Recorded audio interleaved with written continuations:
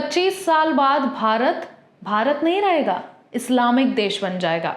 मतलब क्या डायलॉग मारा है केरला स्टोरी 2 गोज बियॉन्ड का जो ट्रेलर ड्रॉप हुआ, जस्ट अभी मैंने नोटिस किया और मैंने पूरा ट्रेलर देखा। मुझे उस पूरे ट्रेलर की अगर मैं एक पॉइंट पर बात करूँ ना, एक लाइन में अगर उसका रिव्यू दूँ तो सिर्फ प्रोपेगेंडा है। मतलब शुरुआती आप ऐसे डायलॉग से कर रहे हो, मैं बिल्कुल भी वो डायलॉग सुन के खुश नहीं हुई, क्योंकि मुझे नहीं लगता अपने हिंदुस्तान को जो सेक्युलर कहते हैं कि इंडिया तो सेक्युलर है, तो किस बेसिस पे ये डायलॉग लिखा गया, किस बेसिस पर ये डायलॉग ट्रेलर में डाला गया, पता नहीं। और फिर शुरुआत होती है वही लव जिहाद का कॉन्सेप्ट जो कि केरला स्टोरी में था और अब द केरला स्टोरी 2 में भी है। मैं आपको बता दूं कि जो पहली वाली कहानी थी उसको लोगों ने काफ़ी पसंद किया था, लेकिन तब भी लोगों को प्रोपेगेंडा ही शो किया गया था 2023 में जब आई थी। और अब जब 2026 में ये वापस से ट्रेलर लेकर आए हैं तो मुझे बस साफ तरीके से एक ही चीज़ दिखाई दे रही है, प्रोपेगेंडा। और अगर मैं रियलिटी देखूं, अगर इतनी ही ब्रूटल चीज़ें हो रही हैं केरला में, इतनी ही दहशत मची हुई है, तो गवर्नमेंट क्या कर रही है, क्या कर रही है गवर्नमेंट? मतलब अगर इतने केसेस आ रहे हैं हर दिन, इतने ज़्यादा कन्वर्जन चल रहे हैं इस्लामिक पर, इतनी ज़्यादा उंगलियां उठ रही हैं, तो फिर गवर्नमेंट क्या कर रही है? मैं ये बिल्कुल डिनाई नहीं कर रही हूँ कि ये केसेस होते नहीं है, केसेस होते हैं, तभी स्टोरी बनती है और तभी कहानियाँ बनती है, तभी मूवीज़ बनती हैं। लेकिन आप हर बार हर साल इन्हीं चीज़ों को दिखा रहे हो, लोगों का माइंड वॉश कर रहे हो, क्योंकि मुझे, मेरा पॉइंट ऑफ व्यू यही कहता है कि हर बार आप हिंदू मुस्लिम पर इतनी चीज़ें कैसे? अब हम उस साइड ना जाके अपने मेन ट्रेलर की बात कर लेते हैं कि ट्रेलर में क्या क्या दिखाया गया है। तो सबसे पहले डायलॉग डिलीवरी से चालू होता है, जो कि मुझे एकदम बकवास लगा। उसके बाद विजुअल्स दिखना शुरू होते हैं, 3 अलग अलग लड़कियां, तीनों अलग कैरेक्टर दिखाई गई हैं और तीनों के आई थिंक रिलीजन भी अलग हैं। अब इसमें लड़के जो होते हैं तीनों, वो मुस्लिम दिखाए गए हैं, एज ऑब्वियस मुस्लिम ही दिखाए जाएंगे। और उनका एक ही मकसद होता है कि हिंदू लड़की को अपनी तरफ करना।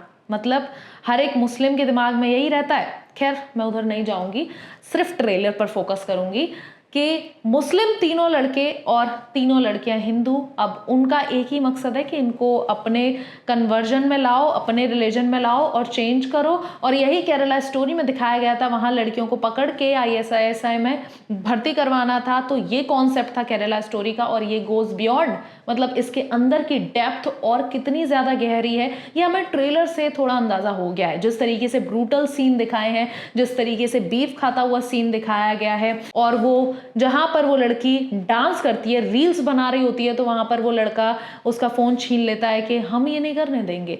तो मतलब वही चीज़ें होने वाली हैं। कहानी तो ओवरऑल पूरी सामने आ ही रही है कि जो तीनों लड़की हैं उनका माइंड वॉश कर दिया जाता है। माइंड वॉश के बाद वो अपने पेरेंट्स के खिलाफ जाके शादी करती हैं। शादी करने के बाद उनको लड़कों की रियलिटी पता चलती है और फिर वो उनका रिलीजन कन्वर्ट करवाते हैं और एक टैग लग जाता है लव जिहाद का। तो अब सेंसर बोर्ड ने कैची नहीं चलाई क्या?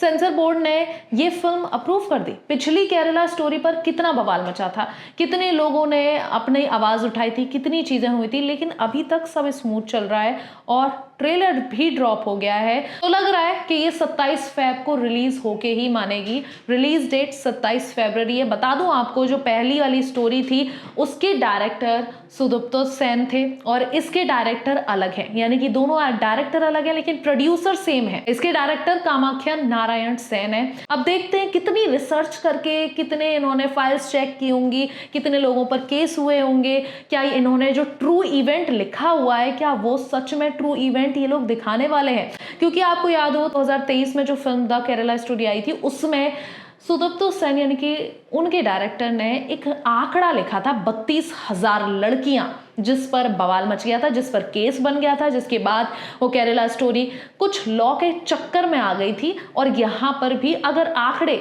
इतने मिसलीडिंग आंकड़े हुए या फिर कह सकते हैं बिल्कुल अच्छे से रिसर्च नहीं हुई और लोगों को मैनिपुलेट करने के लिए या हाइप क्रिएट करने के लिए गलत नंबर्स डाल दिए तो ये गड़बड़ी हो जाएगी। यहाँ पर तो फिर प्रॉपर तरीके से प्रोपेगेंडा चलेगा और लोगों का माइंड वॉश करने के लिए ये मूवी ला दी गई है। आपने एक चीज नोटिस की कि पिछले 2 से 3 साल लगभग सिर्फ ऐसी ही मूवीज आ रही हैं जो कि प्रोपेगेंडा बेस है, चाहे वो धुरंधर हो, चाहे वो द केरला स्टोरी हो जाए, चाहे वो द कश्मीरी फाइल्स हो, सब हिंदू मुस्लिम पे बेस्ड है। तो अगर इतने ही केसेस बढ़ रहे हैं, इतने ही केसेस आ रहे हैं, तो फिर गवर्नमेंट क्या कर रही है? मेरा सिर्फ और सिर्फ यही एक क्वेश्चन है। बस अब देखना इंटरेस्टिंग ये होगा कि ये मूवी 27 फरवरी को रिलीज होगी, लोग कितना पसंद करते हैं, फर्स्ट डे का कलेक्शन कितना होगा, और जो इनका मेन रीजन है इस मूवी को लाना, लोगों को सच्चाई दिखाना, क्या उतनी सच्चाई इस मूवी में देखने को मिलेगी? ये तो मूवी आने के बाद ही पता चलने वाली है। लेकिन एक बात तो है, मुझे एक चीज दिल से अच्छी लगी, वो है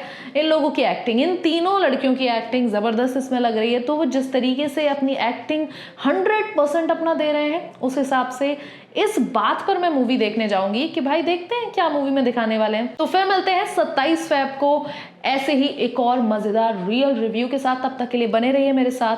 मैं हूं आकांक्षा फिल्मी क्रिटिक्स में।